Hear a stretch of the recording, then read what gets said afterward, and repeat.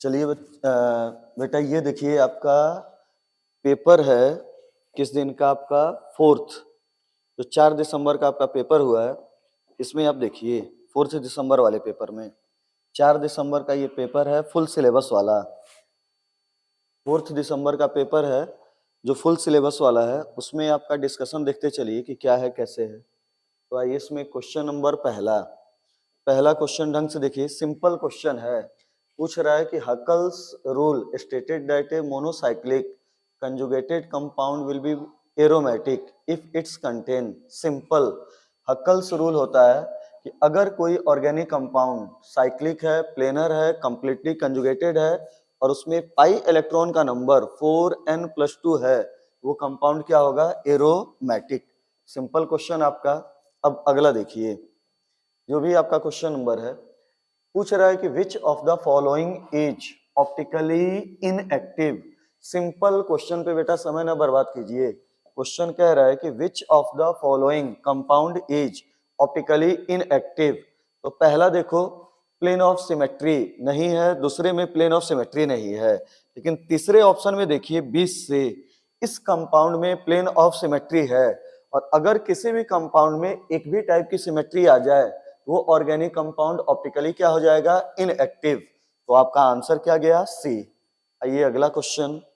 अब इस पे आप समझ लीजिए, इस क्वेश्चन पे, ये आपका जो क्वेश्चन है कोऑर्डिनेशन केमिस्ट्री का, इसमें आप समझ लीजिए। क्वेश्चन कह रहा है कि effective atomic number of cobalt is 36 इन ये compound 10 O2 is dioxide, super oxide, पर ऑक्साइड, ऑक्साइड। एग्जामिनर कह रहा है कि हमारे पास एक ये कंपाउंड है, इस कंपाउंड में जो बेटा आपका कोबाल्ट है उसका इफेक्टिव एटॉमिक नंबर EAN 36 है। तो बेटा O2 जो होगा उस पर चार्ज क्या होगा? मतलब O2 पैरा होगा, डाया होगा कि क्या होगा आपका? ये क्वेश्चन आपसे पूछा जा रहा है।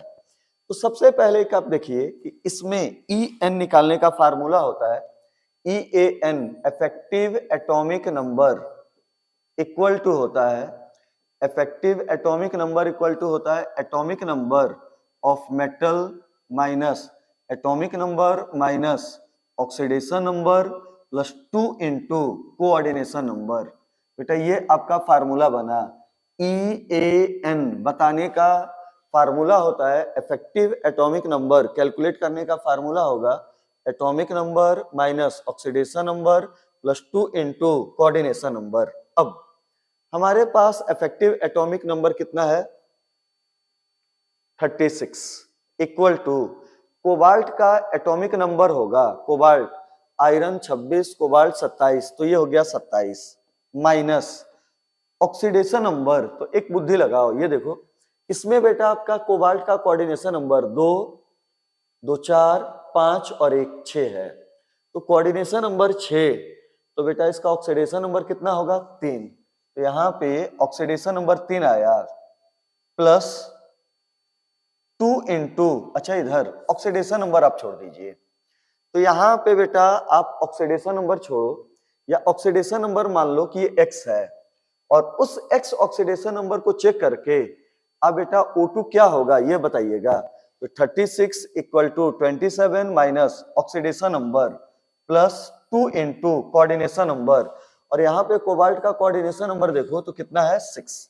अब यहाँ से आप सॉल्व करिए तो x की जो वैल्यू होगी वो आप सॉल्व करो, तो माइनस x इधर आया तो प्लस x, और आपका हुआ ये 27 प्लस 12 माइनस 36। यहाँ पे आपका बेटा आया 7 2 9 2 1 3, 39 माइनस 36 इक्वल टू ये कितना आ रहा है? 3।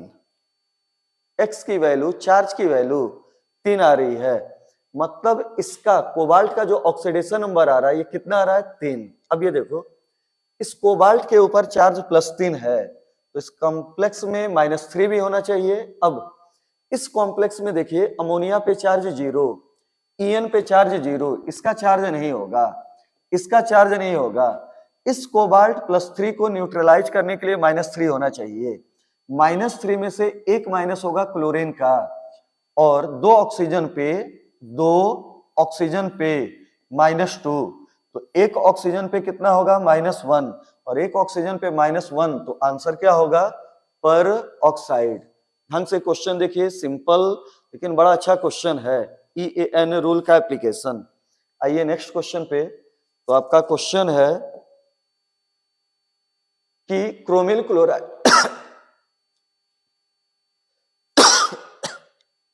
Chromyl chloride oxidizes toluene to benzaldehyde.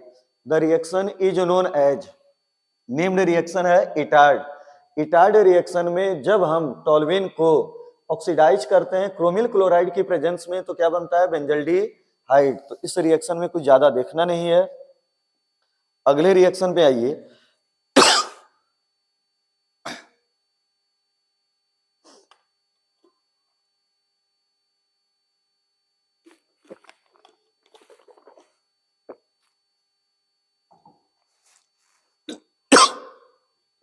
देखो बेटा अगले क्वेश्चन में क्या है आपका।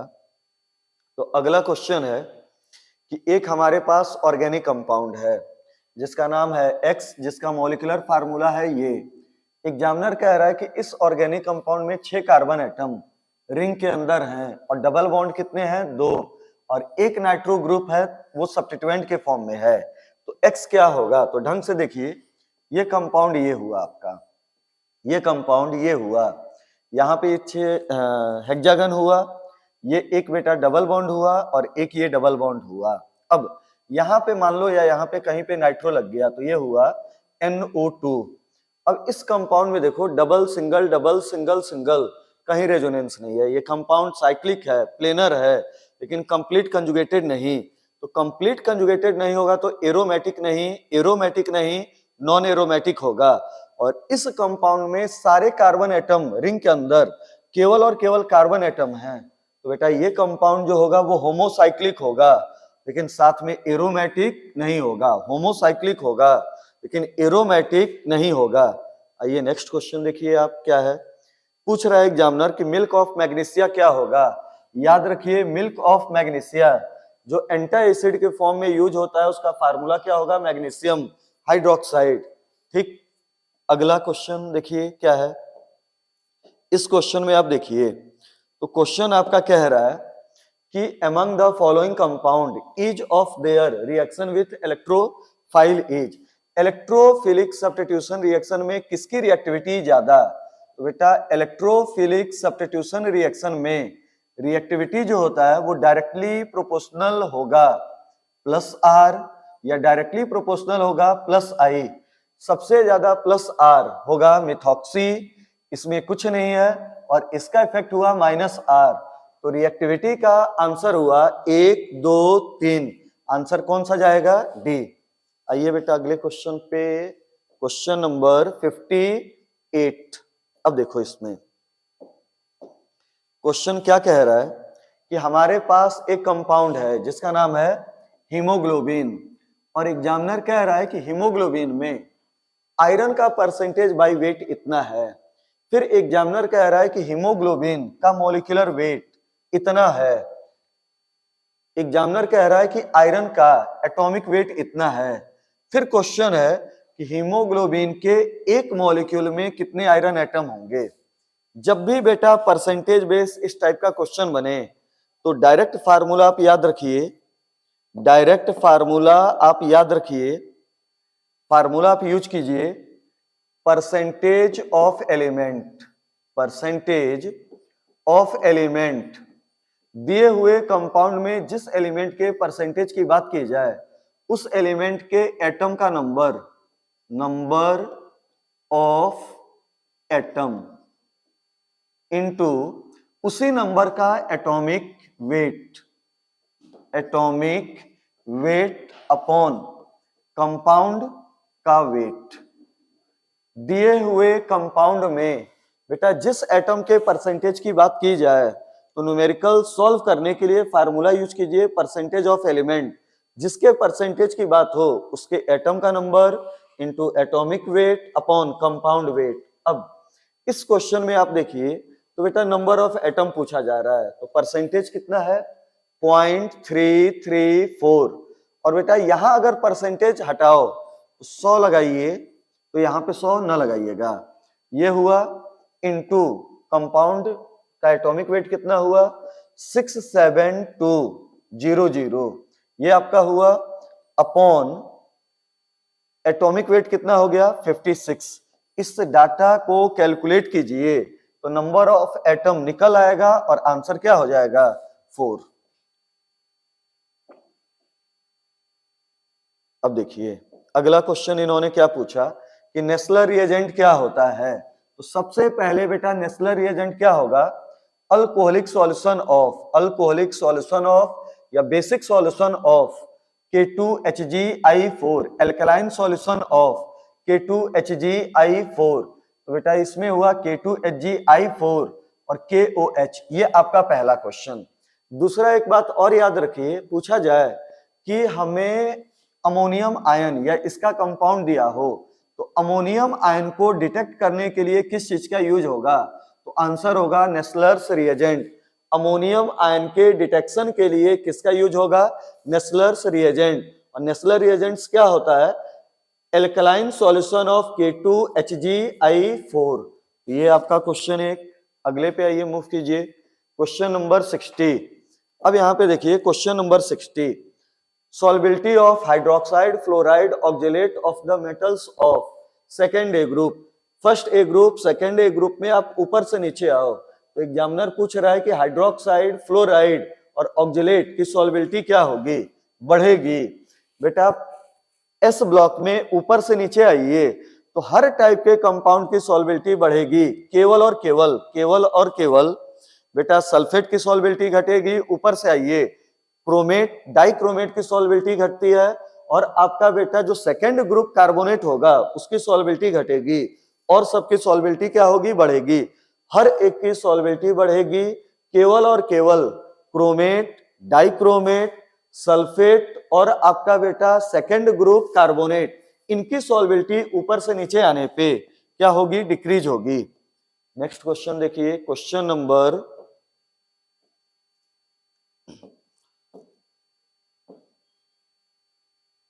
61। देखिए इसमें क्या है, the reagent which can be used to distinguish acetophenone from benzophenone.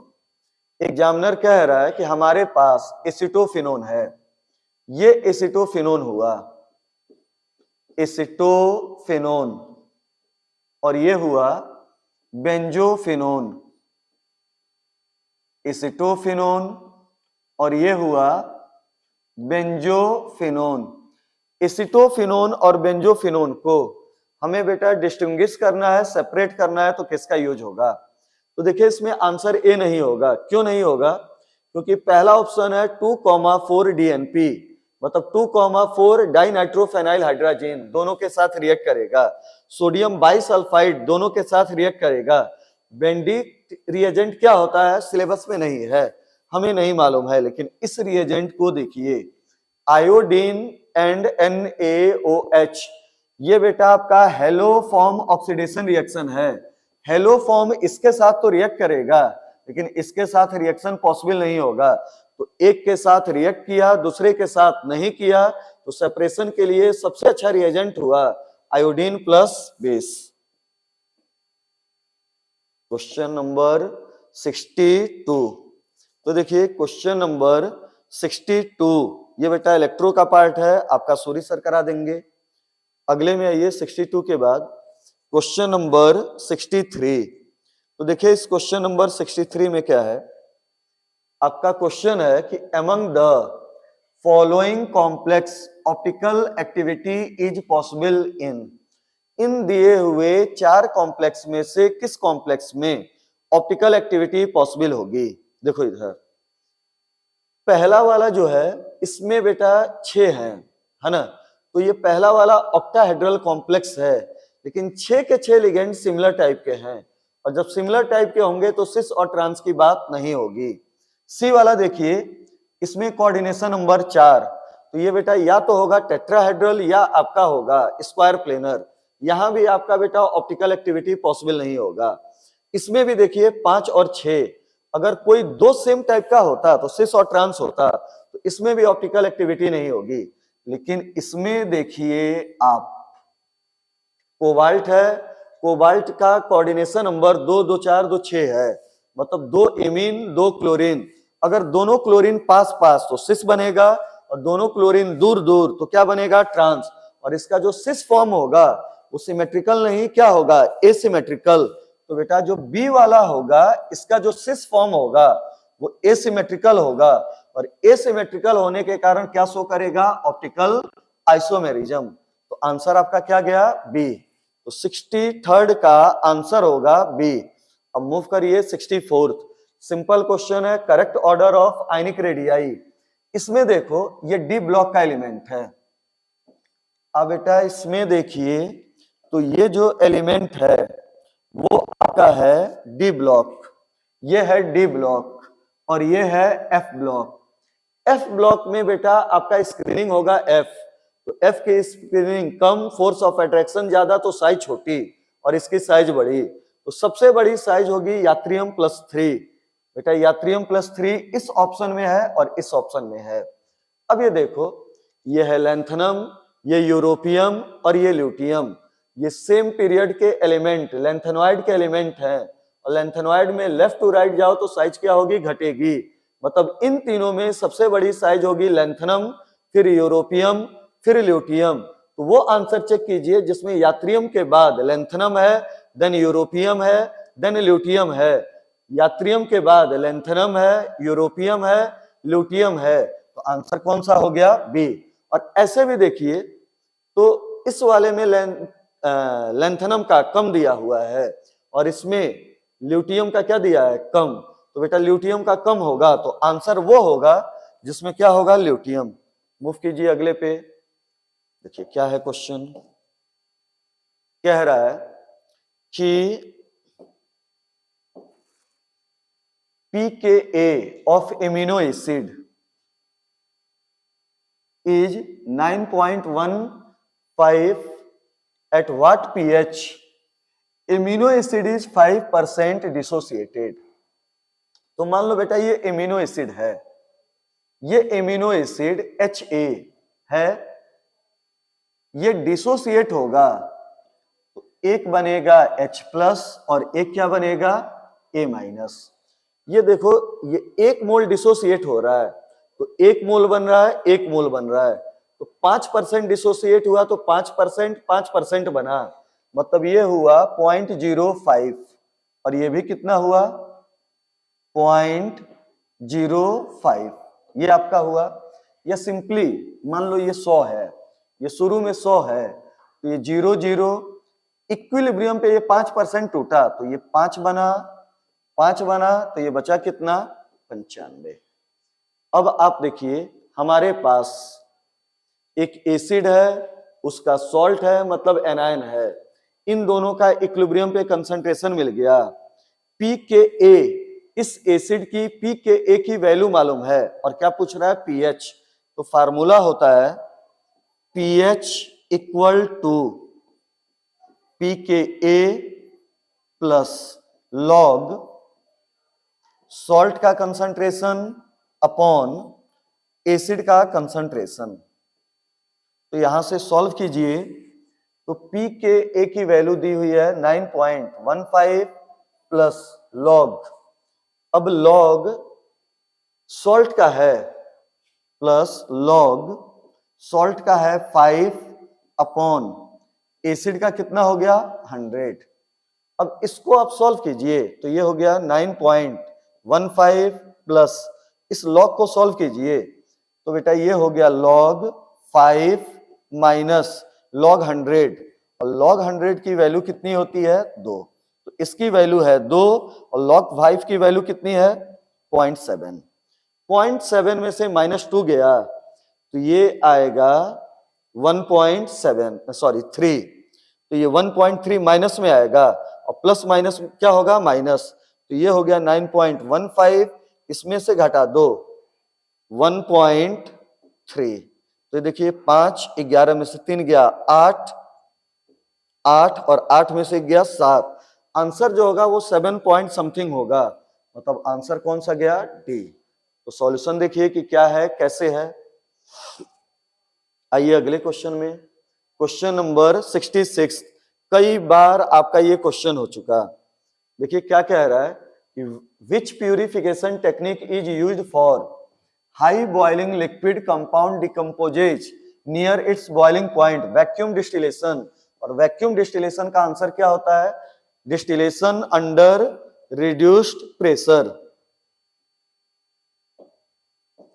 Question number देखिए क्या है 67 में देखिए पूछ रहा है कि दिए हुए किस ऑर्गेनोमेटेलिक कंपाउंड में सिग्मा बॉन्ड भी है और पाई बॉन्ड। तो पहले में नहीं, दूसरे में नहीं, तीसरे में नहीं, चौथे में देखिए। इस चौथे में क्या होता है कि कोबाल्ट अमोनिया के साथ जुड़ेगा तो बॉन्ड का नाम होगा सिग्मा, और कोबाल्ट कार्बोनिल के साथ जुड़ेगा तो बेटा कोऑर्डिनेट पाई बॉन्ड के द्वारा जो आपका अमोनिया और कोबाल्ट के बीच में बॉन्डिंग होगी वो होगी सिग्मा, और जो बेटा कोबाल्ट और कार्बोनिल कार्बन मोनोऑक्साइड के बीच में बॉन्डिंग होगी वो कोऑर्डिनेट पाई बॉन्ड होगा, बैक बॉन्ड होगा। तो बेटा लास्ट वाले कंपाउंड में दोनों बॉन्ड हैं सिग्मा और पाई, तो आंसर कौन सा गया? डी। आइए अगले में आप, तो आपका क्वेश्चन नंबर 68 थर्मोडायनेमिक्स का आपका बेटा ये क्वेश्चन। तो देखिए इस थर्मोडायनेमिक्स के क्वेश्चन में क्या कह रहा है कि कौन सी बात गलत है। पहला, Cp minus Cv equal to होता है Nr, और N का मतलब होता है number of mole, number of mole 1 रखे, इक्वेशन हुआ Cp माइनस Cvr, ये बात सही है। अब ये देखो इंटरनल एनर्जी का rate of change of internal energy at constant temperature जो होता है वो आइडियल गैस के लिए क्या होता है? 0। ये वाला भी बात सही है। अब ये देखिए फर्स्ट लॉ ऑफ थर्मोडायनेमिक्स के according delta E equal to होता है डेल्टा Q प्लस W। अब इसमें दोनों बेटा ये W के बारे में दे दिया है, तो ये वाला आपका स्टेटमेंट गलत है, मतलब यही आपका आंसर है। और अगला देखिए फॉर रिवर्सिबल आइसोथर्मल एक्सपेंशन जो आपका बेटा फार्मूला बनता है वर्क डन का वो होता है nRT log V2 upon V1, ये आपका सही है। अब आइए क्वेश्चन नंबर 69 सिंपल क्वेश्चन है, रेडियाई का है, जितना ज्यादा माइनस उतना ज्यादा साइज, जितना ज्यादा प्लस साइज उतनी छोटी, तो माइनस ज्यादा तो साइज बड़ी, प्लस ज्यादा तो साइज छोटी, तो आंसर कौन सा जाएगा? सी। अब आइए क्वेश्चन नंबर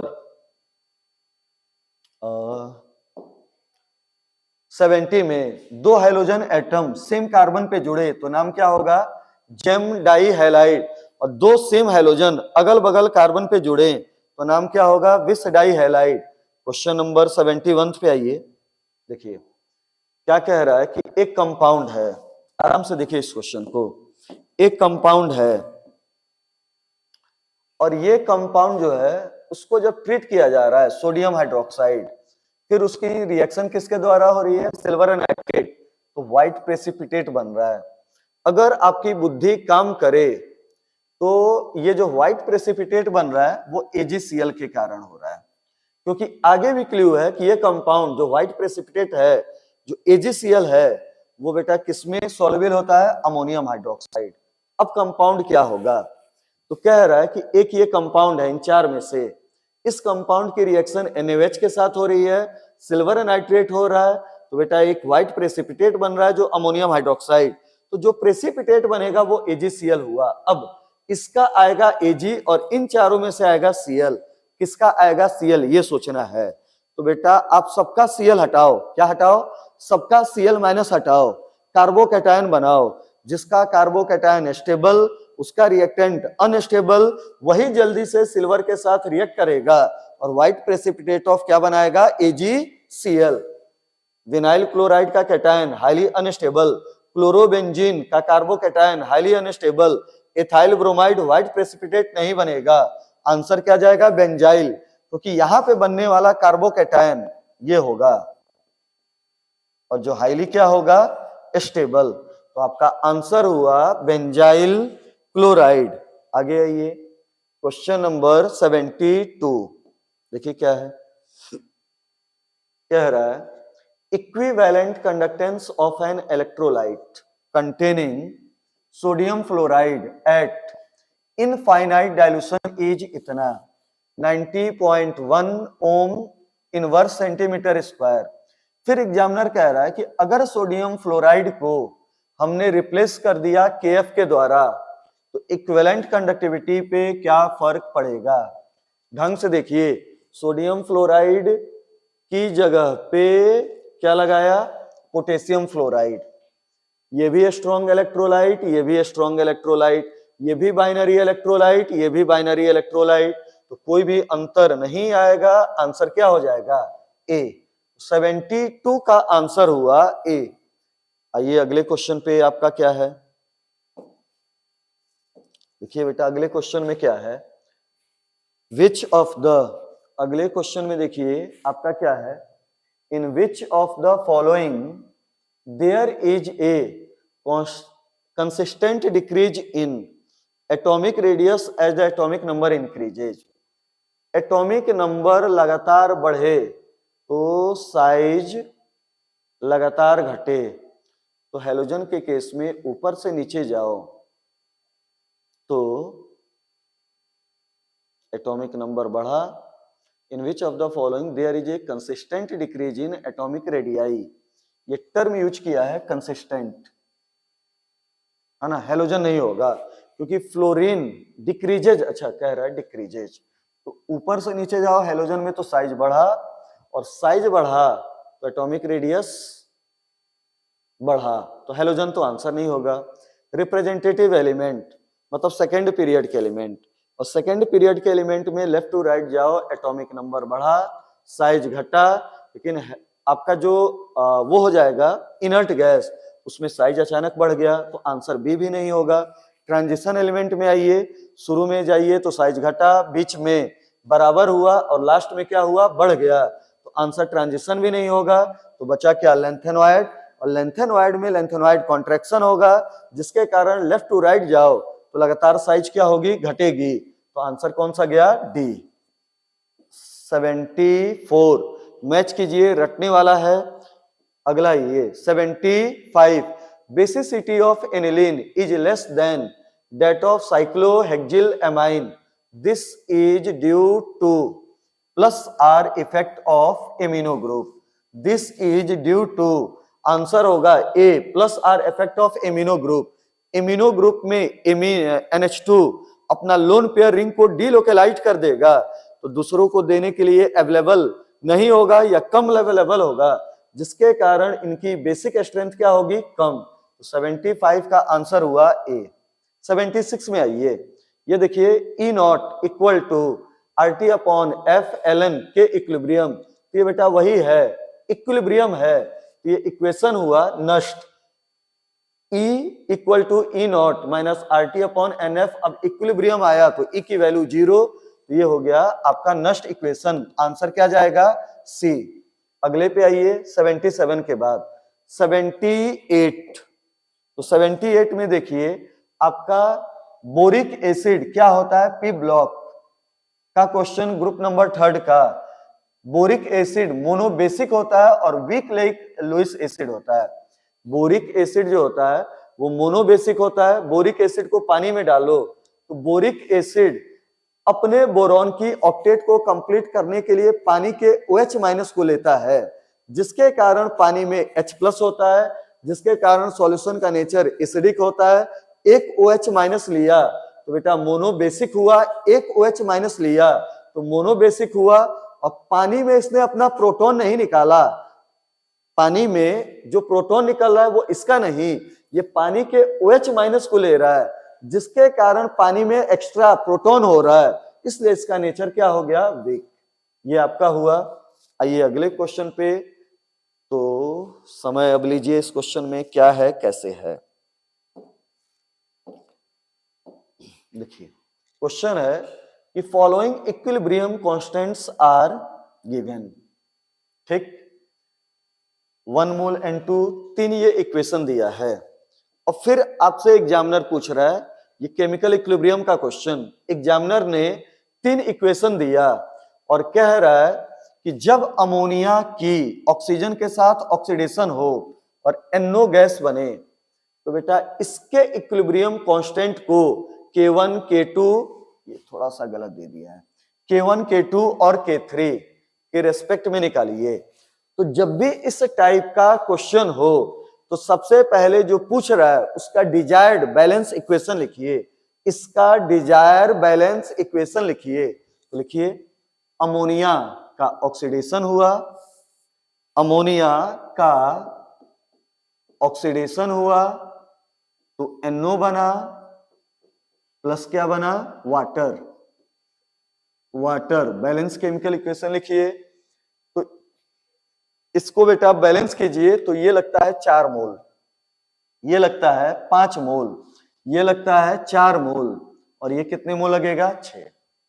अब हमें इस इक्वेशन को इन तीनों के रेस्पेक्ट में लिखना है कि कैसे होगा। तो देखो बेटा इस इक्वेशन में अमोनिया लेफ्ट हैंड साइड है और पहले वाले इक्वेशन में अमोनिया किधर है, राइट। तो हमें उस इक्वेशन को पलटना होगा। तो इक्वेशन को पलटें और ये देखो उसमें 2 अमोनिया है और इसमें कितना है, 4। तो इक्वेशन को 2 से गुणा कीजिए तो 4 अमोनिया हो गया,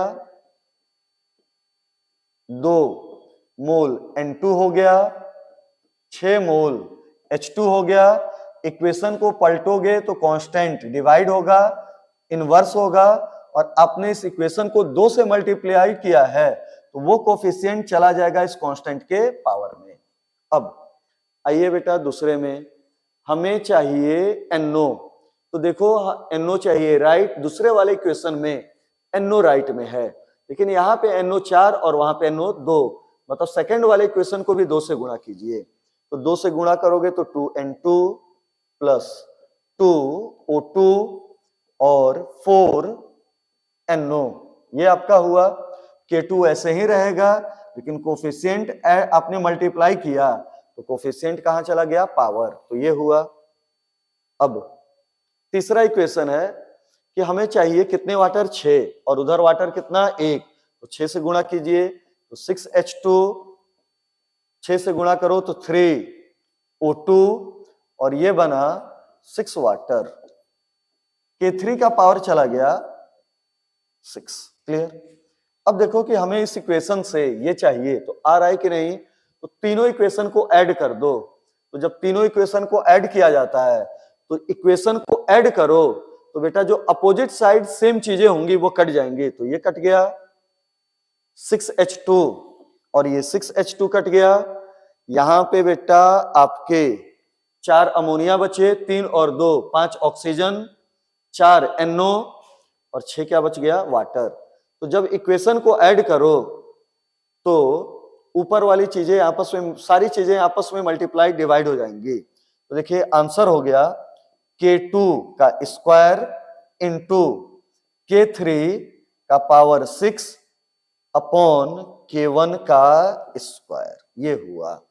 मैच कीजिए, ऐसा कोई मैच नहीं है। इसका मतलब एग्जामिनर ने क्या किया है कि इस इक्वेशन को और सिंप्लीफाइड कर दिया है। तो यहाँ पे 2 कर दिया है, यहाँ पे 2.5, यहाँ पे 2 और यहाँ पे 3। तो बेटा कोफिशिएंट को भी आधा करते जाओ। तो यहाँ से 2 हटाओ, यहाँ से 2 हटाओ, 6 की जगह पे क्या लिख दो, 3। तो देखो K2 का पावर 1 इंटू K3 का पावर 3 अपॉन K1। तो आंसर कौन सा चला गया, D, 79th का। आइए क्वेश्चन नंबर 80 में पूछ रहा है simple question.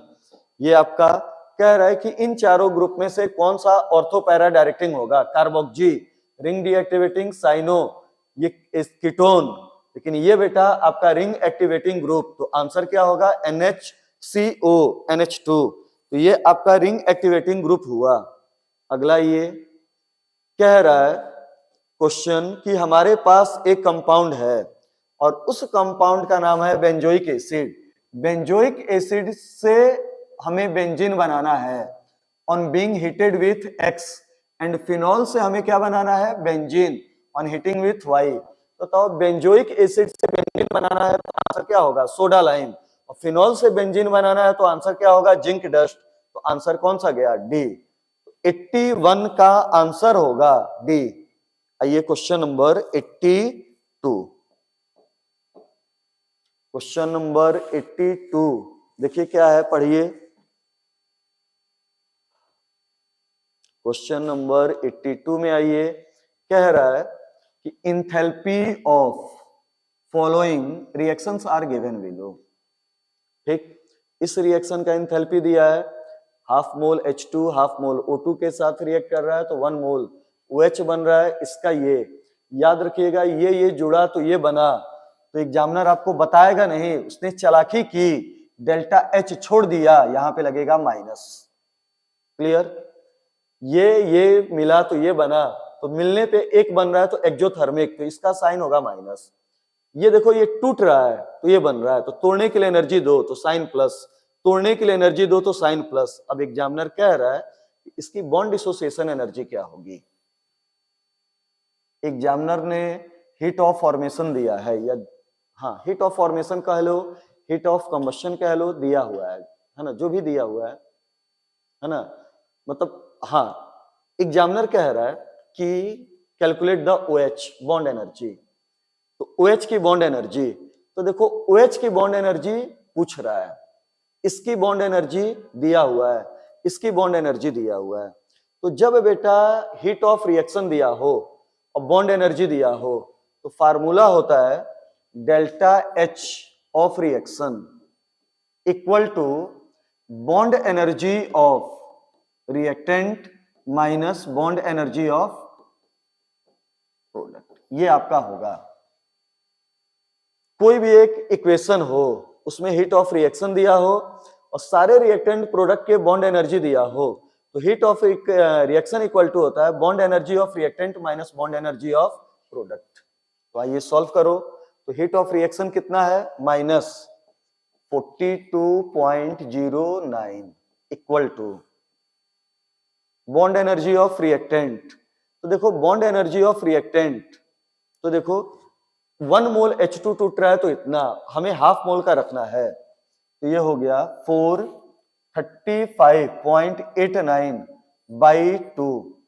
Bond energy of दूसरा रिएक्टेंट एक O2 का दिया है, हाफ O2 का चाहिए, प्लस 495.05 अपॉन 2, तो bond energy of reactant minus bond energy of product, और बॉन्ड एनर्जी ऑफ प्रोडक्ट किसका पूछ रहा है, बॉन्ड एनर्जी ऑफ प्रोडक्ट किसका पूछ रहा है, OH।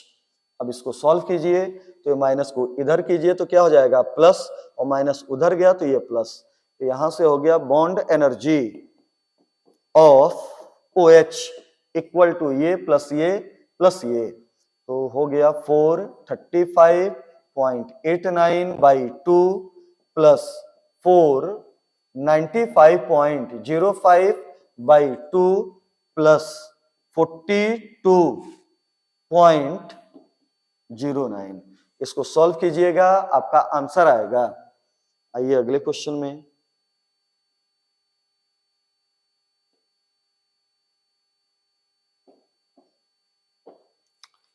अगला क्वेश्चन देखिए क्या है। क्वेश्चन है element XYZ have atomic number इतना 19, 37, 35, विच of the following statement is true. Simple question है, आयोनाइजेशन एनर्जी के बारे में पूछ रहा है। ये देखिए सारे के सारे 19 का मतलब पोटेशियम, ये पोटेशियम के नीचे ये नीचे, तो सबसे ज्यादा आयोनाइजेशन एनर्जी 19 की, 37 की, फिर 55 की। इसके अकॉर्डिंग आंसर चेक कर लीजिए कि क्या होगा। 84 में आइए, अब ये देखिए क्वेश्चन आराम से, एग्जामिनर कह रहा है क्वेश्चन नंबर 84, आराम से बेटा समय दीजिए।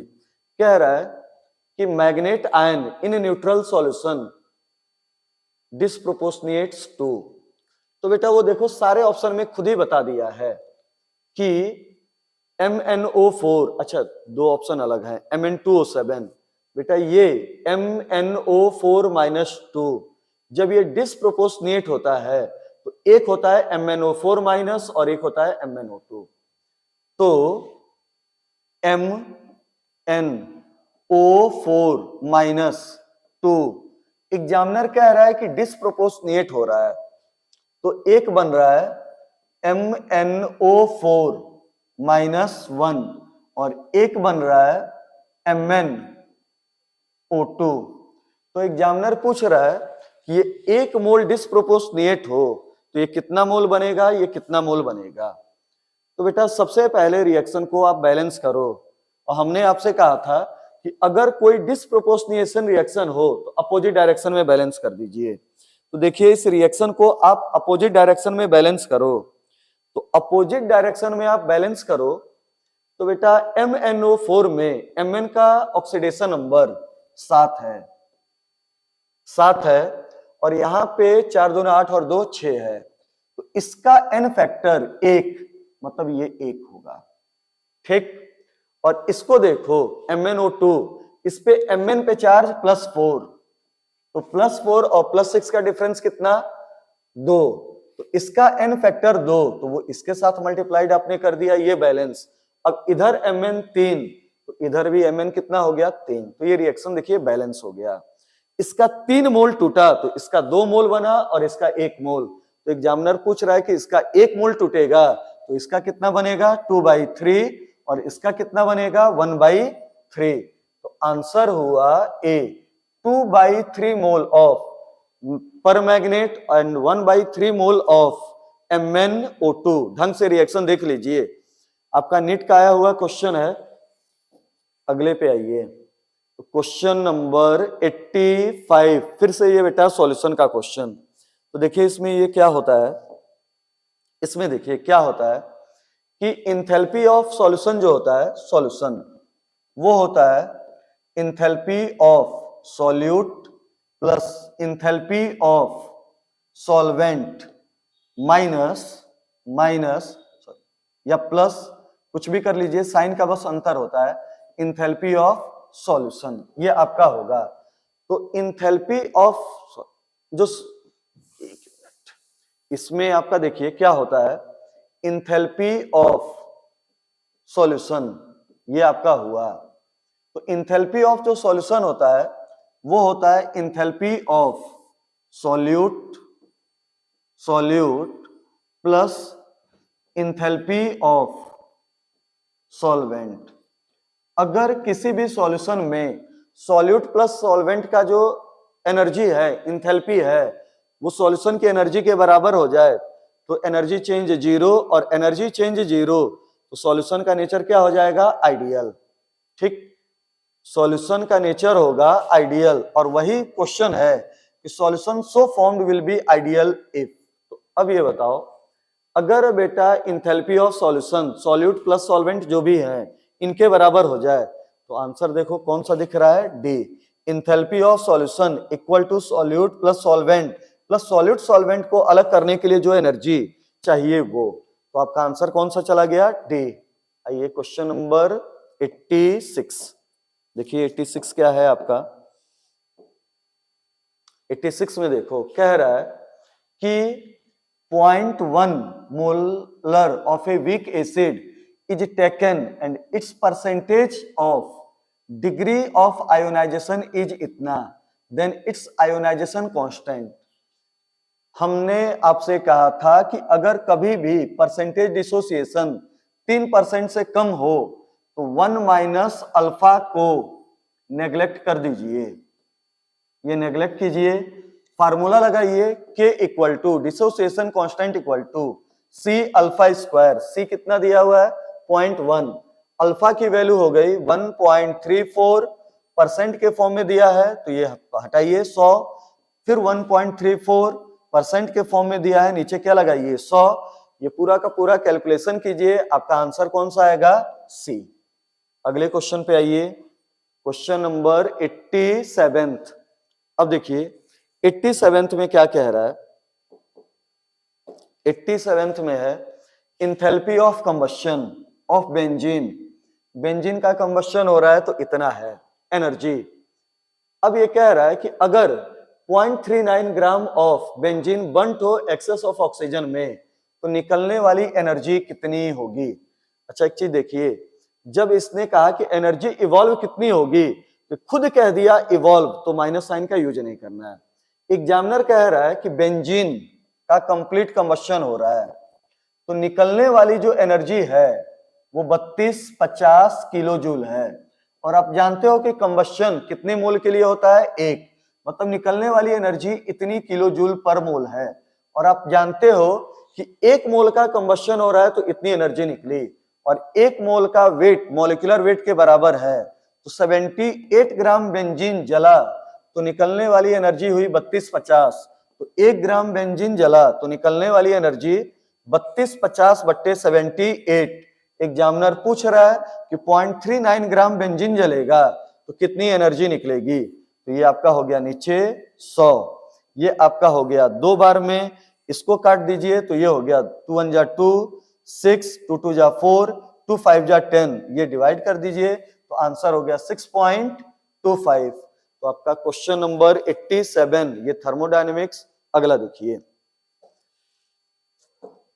देखिए इसमें क्या है, ये काइनेटिक्स का क्वेश्चन कह रहा है कि half life time of A first order reaction is 10 minute starting with 10 mole per litre, rate after 20 minute.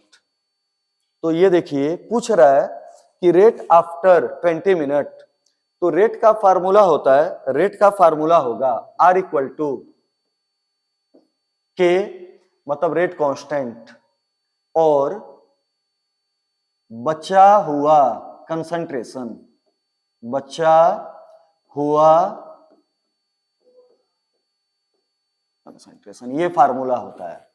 Rate equal to हुआ, रेट डायरेक्टली प्रोपोर्शनल बचा हुआ कंसंट्रेशन, तो यहां से हुआ rate equal to rate constant into बचा हुआ concentration, ये डायरेक्ट फार्मूला।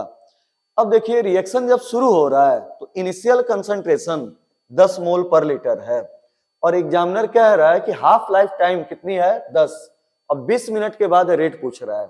तो देखो ये फर्स्ट ऑर्डर काइनेटिक्स है और फर्स्ट ऑर्डर काइनेटिक्स में जो आपका बेटा रेट होता है या जो अमाउंट होता है वो आपका इनिशियल कंसंट्रेशन से इंडिपेंडेंट होता है।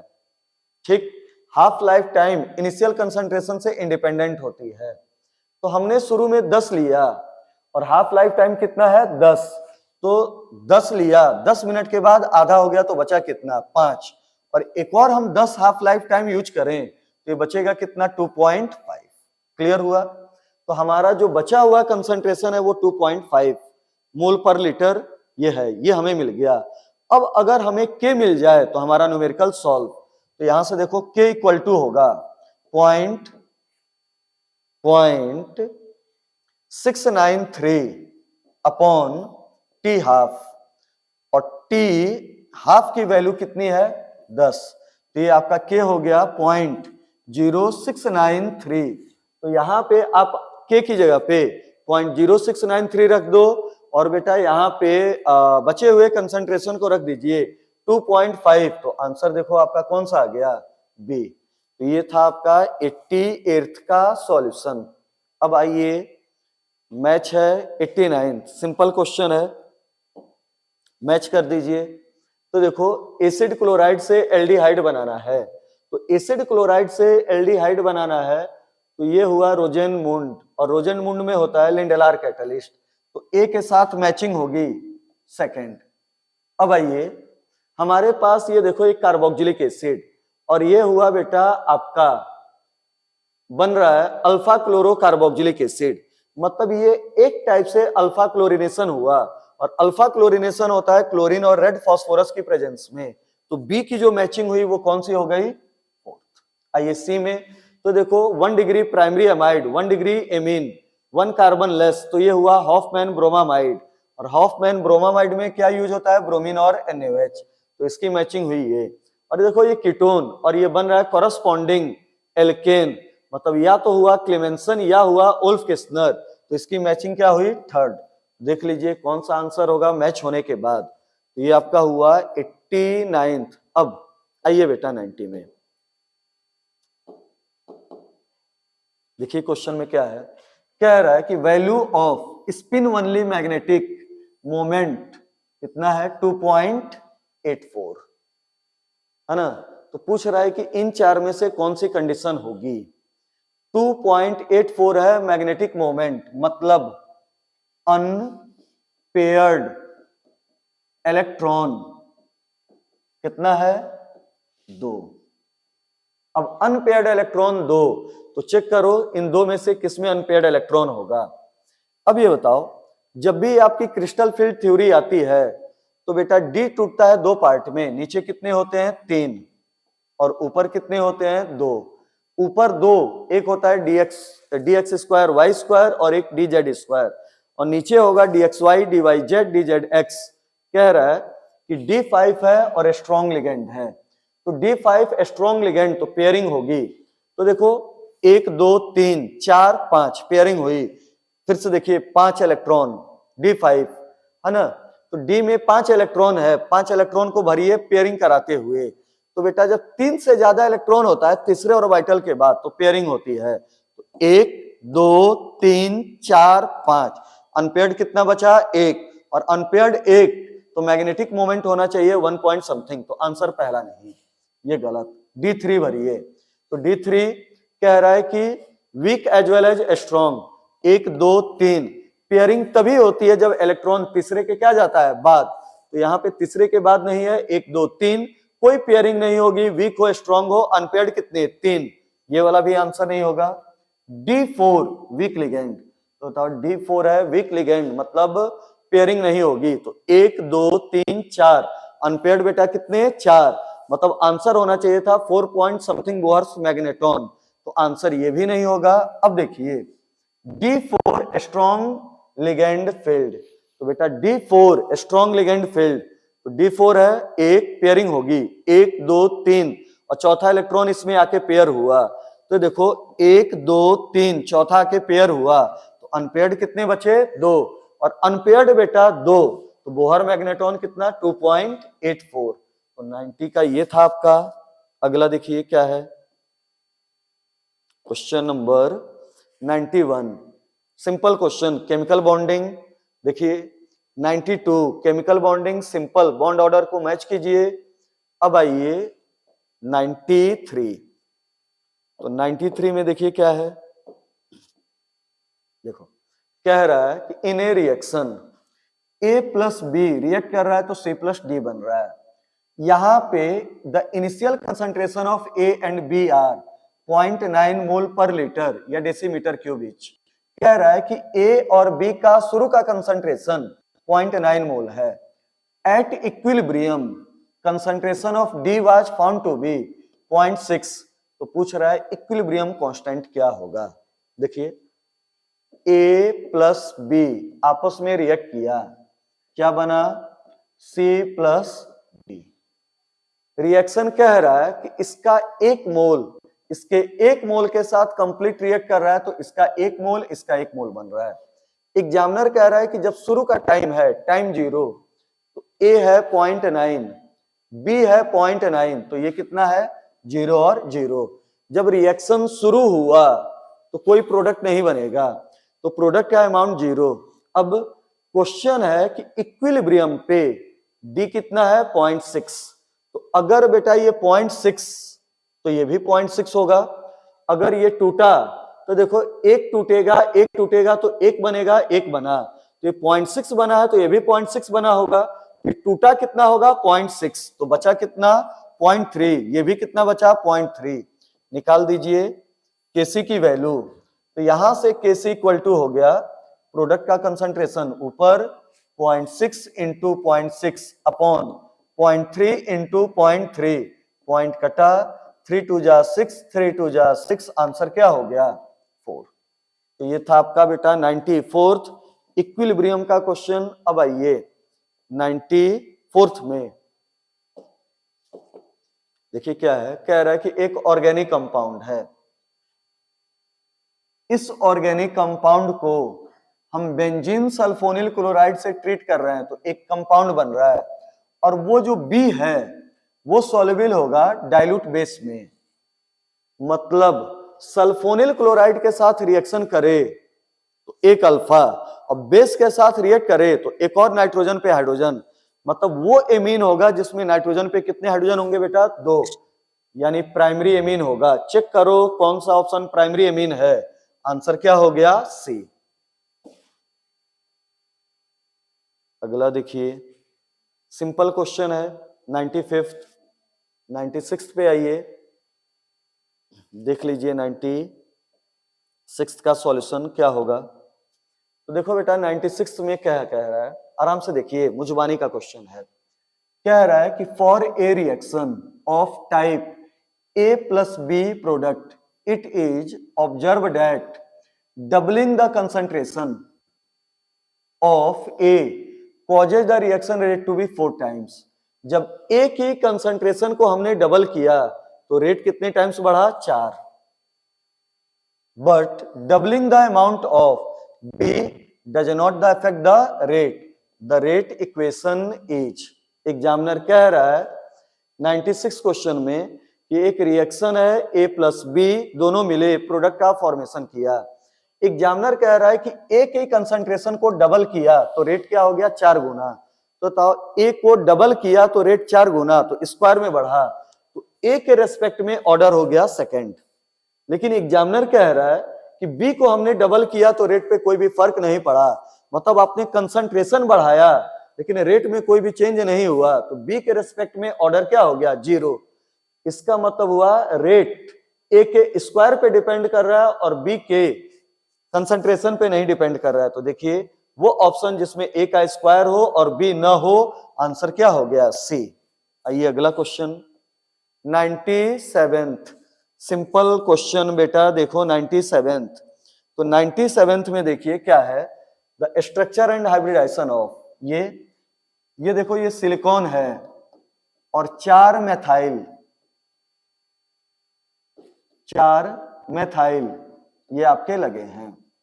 अब एक सिलिकॉन कितने बॉन्ड बनाया है? 4।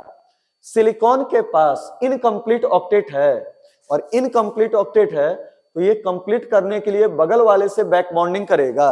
लेकिन बेटा इस क्वेश्चन में कार्बन के पास बैक बॉन्डिंग के लिए किसी भी टाइप का इलेक्ट्रॉन नहीं है, तो इसमें बैक बॉन्डिंग का कॉन्सेप्ट अप्लाइड नहीं होगा।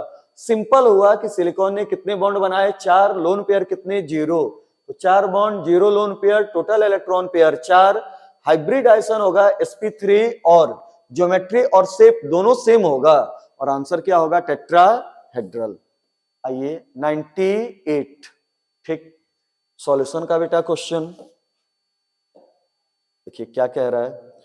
इस क्वेश्चन में आपका कह रहा है कि एक solution 8.5 gram of methylene chloride 11.9 gram of chloroform मिलाया जा रहा है प्योर स्टेट में, प्योर सॉल्वेंट के फेज में, इसका और इसका वेपर फेज इतना और इतना है, तो mole fraction of chloroform in vapour phase पूछ रहा है। Mole fraction of chloroform vapour phase में पूछे, CH Cl3 पूछे, वेपर फेज में किसी भी चीज का मोल फ्रैक्शन पूछे, तो बेटा उसका सॉल्यूशन के अंदर पार्शियल वेपर प्रेशर को ऊपर रखो अपॉन टोटल प्रेशर को नीचे रखो। दिए हुए कंटेनर के अंदर जो भी कंपोनेंट है वो कंपोनेंट वेपराइज होके वेपर बनाए, और वेपर फेज में मोल फ्रैक्शन किसी एक का पूछा जाए, तो जिसका मोल फ्रैक्शन पूछा जाए उसका बेटा पार्शियल प्रेशर लिक्विड के अंदर जो होता है उसको ऊपर, टोटल वेपर प्रेशर नीचे। सॉल्व कर दीजिए, आंसर हो गया। आंसर हो गया पार्शियल प्रेशर ऑफ ए, इसको सही कर लें, पार्शियल प्रेशर ऑफ ए की जगह पे रख दीजिए partial pressure of chloroform upon total. अब P डायरेक्ट नहीं दिया है तो P निकालने के लिए फार्मूला होता है P not of chloroform into XA of chloroform, और P इक्वल टू होता है PA प्लस PB। इस डाटा को रखिए, आपका क्वेश्चन क्या हो जाएगा? सॉल्व हो जाएगा। आइए अगले क्वेश्चन में 99, सिंपल है, इलेक्ट्रोकेमिकल सीरीज, उसके अकॉर्डिंग।